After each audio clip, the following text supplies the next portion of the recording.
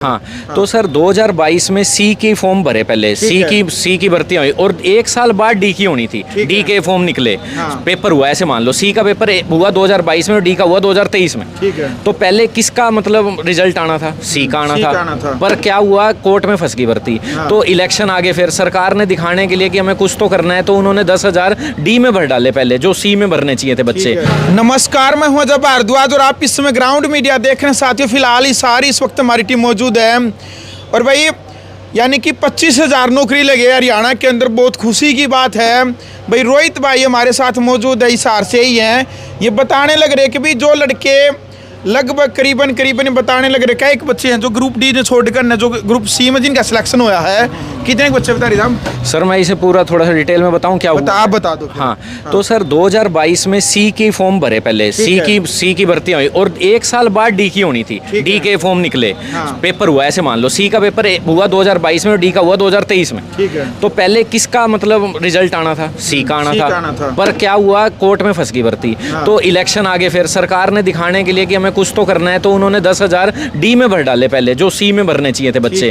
और वो टॉपर बच्चे डी में बैठ गए। तो जो बनना था पटवारी, ग्राम सचिव, वो क्या बैठा है, चपड़ासी बन के बैठ गया ग्रुप डी में। सरकार ने बहुत अच्छा काम किया, मैं सरकार की बुराई नहीं करूंगा। बिल्कुल 25,000 जो बिना पर्ची खर्ची के भरे, इसका सबूत मैं खुद हूँ, 1 रुपया भी नहीं लिया सरकार ने। बट एक कुछ बच्चों के साथ नाइंसाफी होगी इस प्रोसेस में। तो वो जो बच्चे जो पटवारी लायक थे वो चपड़ासी बन गए, और जिन बेचारों की तैयारी ग्रुप डी की थी वो कुछ भी नहीं बन पाए। और देखो इतने रिजाइन होने को कह रहे हैं। कभी आपने सुना 5-6,000 रिजाइन हो गए हो? किसी कंपनी में भी नहीं होते। ठीक है, 5-6,000 रिजाइन, इसका मतलब प्रोसेस गलत हुई है ना। तो मैं सरकार के पास जब भी हम जाते हैं वो कह रहे हैं एक प्रोसेस के तहत होगा, प्रोसेस के तहत होगा। 25,000 घरों में खुशियां तो आ रही है, मिठाइयां बट रही हैं, पर जो असली हकदार थे डी ग्रुप के, इन्होंने 17-12 लाख बच्चों के साथ बैठ के पेपर दिया था। रियल कंपटीशन में फाइट की थी इन्होंने। सी वाले ने तो फिर भी 4 गुना में दी है, पर इनको इंसाफ ही नहीं मिल पा रहा। ठीक है, इनकी सीटें उन सी वाले टॉपरों ने घेर ली, अब वो छोड़ गए, सीटें खाली हो रही हैं, बर्बाद, मतलब सीटें बर्बाद हो रही है। सरकार जल्द से जल्द इन सीटों को भरे, यूं ना कहे 10% का वो प्रोसेस है। जब ये प्रोसेस के तहत भर्ती नहीं हुई, पहले सी की होनी थी, डी की कर दी, तो आप प्रोसेस क्यों देख रहे हो? आपने सीटी लिया ही इसलिए है कि भैया कोई भी बच्चा क्या कहते हैं पीछे रह गया उसको भर देंगे, जैसी रिक्वायरमेंट आई भर देंगे, कोई पेपर नहीं लिया जाएगा, हमें जैसी जरूरत होगी भर देंगे स्कोर कार्ड देख के। तो सीटी के तहत काम करिए। 10% का कौन सा कॉन्सेप्ट है? 10,000 वैकेंसी को जल्दी से जल्दी भरिए, ताकि जो बच्चे असली हकदार थे, जिन्होंने 12 लाख के साथ फाइट की थी, उनको नौकरी मिल सके, जो गलत प्रोसेस के तहत पीछे रह गए 3-4 नंबरों से। ये मेरा कहना है। बिल्कुल, देख रहे भाई, यानी कि जो सर बताने लग रहे हैं कि भाई ग्रुप डी की जो भर्ती थी वो पहले निकाल ली गई थी, उसका रिजल्ट भी पहले आना था।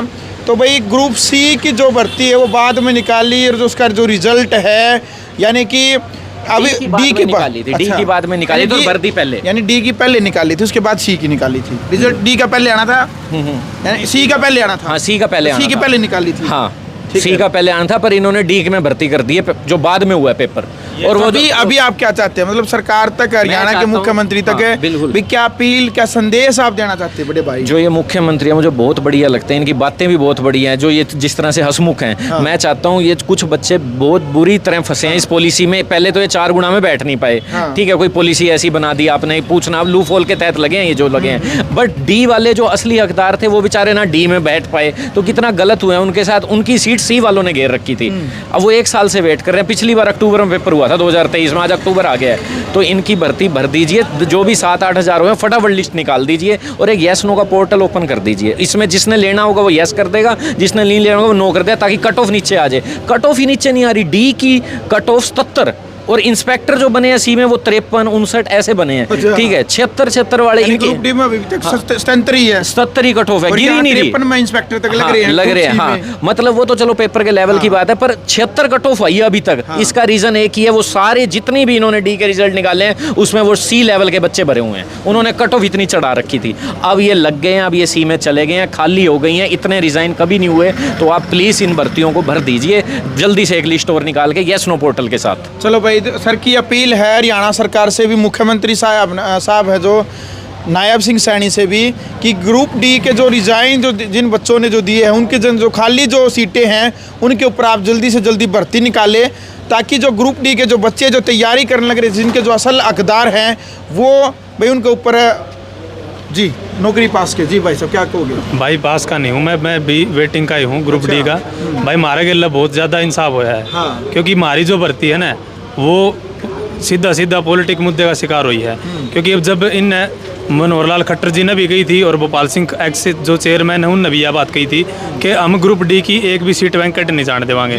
तो ईब क्या कराया इनने, ग्रुप डी का रिजल्ट पहला दे दिया और सी का बाद में दिया है। जो डिजर्विंग कैंडिडेट थे वे सारे के सारे रह गए हैं ईब। तो भाई जो जिसने नौकरी मिलनी थी वो सारे के सारे डी वाले रह गए हैं। तो सरकार थे और HSSC चेयरमैन जो हिम्मत सिंह है उनसे हमारी निवेदन है, रिक्वेस्ट है कि जल्दी से जल्दी उनके जो बालकन है उनकी वेटिंग लिस्ट देने का वो काम करें। बिल्कुल, चलो भाई चेयरमैन साहब हिम्मत सिंह तो भी हमारा निवेदन नहीं, हिम्मत करके हिम्मत साइड दो, काम कर दो। अपील आपसे निवेदन है। ग्राउंड मीडिया के लिए अपने कैमरा से के साथ मजा भारद्वाज।